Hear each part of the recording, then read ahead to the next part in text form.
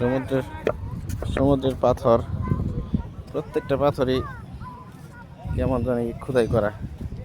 এগুলো আসলে মূলত এরকম কেন হয়েছে আমি বলতে পারতেছি না, তবে ধারণা করতে পারি যে সমুদ্রের ঢেউয়ের গতিতে আসর লাগে আস্তে আস্তে এরকম মানে ক্ষত বিক্ষত হয়ে গেছে, এটি আর কি একজন বললো। খুব সুন্দর একটা দৃশ্য। এটার নাম কি এলাকার? এটার নাম কি? এলাকার নাম কি? জায়গার নাম কি? হ্যাঁ, পাটুয়া টেক। কি পাইছে? কি পাইছে? কি নাম কি কইলা? পাটুয়া টেক। আচ্ছা, কি পাইছো তোমরা যে বললা? খুব সুন্দর মনোরম দৃশ্য। আমি শুধু একাই দেখবো, এটা আসলে আমার কাছে ভালো লাগতেছে না। আমার মন চাইলো যে আমাদের আরো যারা পরিচিত আছে তারাও দেখুক।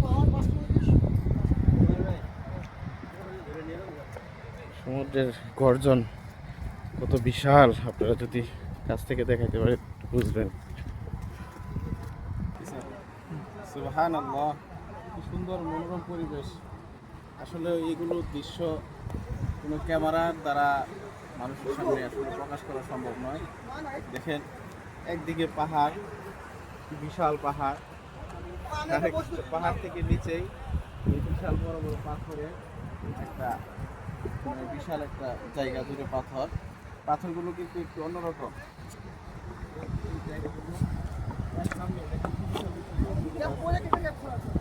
কত বিশাল বিশাল পাথর। আর এদিকে আমাদের বঙ্গোপসাগর, আমরা যেটাকে পৃথিবীর বৃহত্তম সাগর, মানচিত্রের শেষ সীমানা বলা চলে।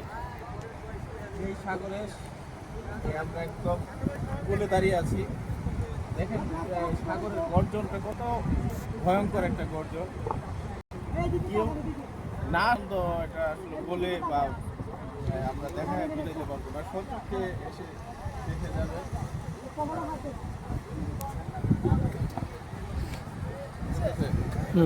আরেকটা বিষয় দেখায়, এগুলো যারা আসবেন এখানে একটু সাবধানে হাঁটাচলা করবেন, কারণ এগুলোতে পর্যাপ্ত পিচ্ছিল পাথরগুলো হয়ে থাকে, যে কোনো সময় দুটো একটু করানোর সমস্যা হতে পারে।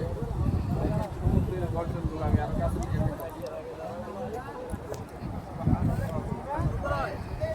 আমরা বিভিন্ন কবিতার মাধ্যমে জানি সমুদ্রের গর্জন তারা আল্লাহ তাআলা তাসবিহ পড়তেছে।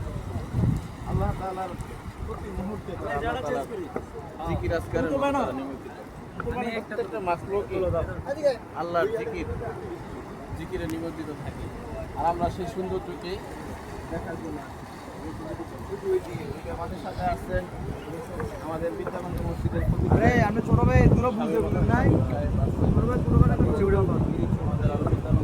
ভাই আসছেন, চারজন লোক আমরা আসছি। আমাদের